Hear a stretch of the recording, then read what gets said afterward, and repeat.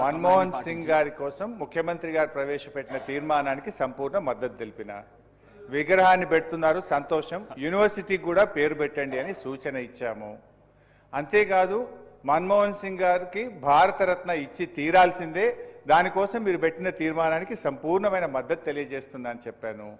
అదే క్రమంలో మన్మోహన్ సింగ్ గారికి తెలంగాణ రాష్ట్ర ఏర్పాటుకు మధ్య ఉన్నటువంటి అనుబంధాన్ని గుర్తు చేసుకునే ప్రయత్నం చేస్తున్నాను. నిజానికి డాక్టర్ మన్మోహన్ సింగ్ గారితో పాటు ఒక అధికారిక సభలో కూడా పాల్గొనే అదృష్టం కూడా నాకు దొరికింది. ఆ రోజు రాష్ట్రంలో రాజశేఖర రెడ్డి గారి క్యాబినెట్లో నేను మంత్రిగా ఉన్నాను. డాక్టర్ మన్మోహన్ సింగ్ గారు సభలో గీతారెడ్డి గారు లేరు, గీతారెడ్డి గారు, దామోదర్ రాజనరసింహ గారు, మేమందరం కూడా మెదక్లో ఎస్సీ ఎస్టీలకు పట్టాలు పంచేటువంటి కార్యక్రమంలో మన్మోహన్ సింగ్ గారితో పాటు ఆ రోజు ఒక మంత్రిగా నేను వేదిక మీద పాల్పంచుకునే అదృష్టం కూడా నాకు దొరికింది.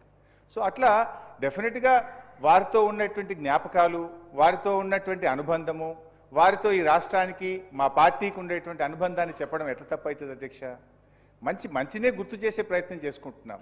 వారికి ఆత్మశాంతి చేకూరాలి, వారికి ఇంకా మంచి గౌరవం దక్కాలి, చరిత్ర ఉన్నంత కాలం వారి పేరు నిలబడాలన్నదే మా ఆకాంక్ష అధ్యక్ష. అయితే అధ్యక్ష, ఆ రకంగా కేసీఆర్ గారు మరి ఆ పోర్ట్ఫోలియో వదులుకుంటే ఆ రోజు ప్రణబ్ ముఖర్జీ గారు తన ఆత్మకథ కూడా రాశారు.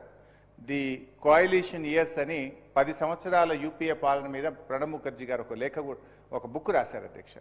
తన బుక్లో కూడా ప్రస్తావించారు, మన్మోహన్ సింగ్ గారి క్యాబినెట్లో కేసీఆర్ గారు 10 సంవత్సరాల పాటు 6 నెలల పాటు శాఖ లేని మంత్రిగా ఉండడం అనేటువంటిది ఆ పుస్తకంలో కూడా ప్రణబ్ ముఖర్జీ గారు కూడా గుర్తు చేశారు అధ్యక్ష. సరే, ఏది ఏమైనా అధ్యక్ష, మరి ఆనాటి యూపీఏ ప్రభుత్వం తెలంగాణ విషయంలో కామన్ మినిమం ప్రోగ్రాంలో పెట్టి నిర్ణయం తీసుకోవడంలో ఆలస్యమైతే మరి కేసీఆర్ గారు ప్రధానమంత్రిగా మన్మోహన్ సింగ్ గారి దగ్గరికి వెళ్ళి పట్టుబట్టారు. ఇట్లా అయితే నేను క్యాబినెట్లో కొనసాగలేను, దయచేసి మీరు ఆలోచించండి అని బాగా ఒత్తిడి పెడితే ఆ రోజు ప్రధానమంత్రిగా మన్మోహన్ సింగ్ గారు ప్రణబ్ ముఖర్జీ కమిటీని వేశారు అధ్యక్ష. ప్రణబ్ ముఖర్జీ కమిటీని వేసి దేశంలో అన్ని రాజకీయ పార్టీలను ఒప్పించడానికి మీరు ప్రయత్నం చేయండి అని చెప్పి ప్రణబ్ ముఖర్జీ గారి మీద ఆ బాధ్యత పెట్టారు.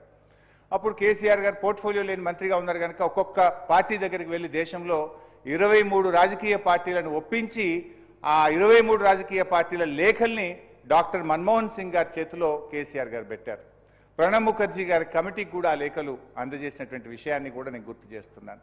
ఒక సందర్భంలో ఇంకా 2 సంవత్సరాలు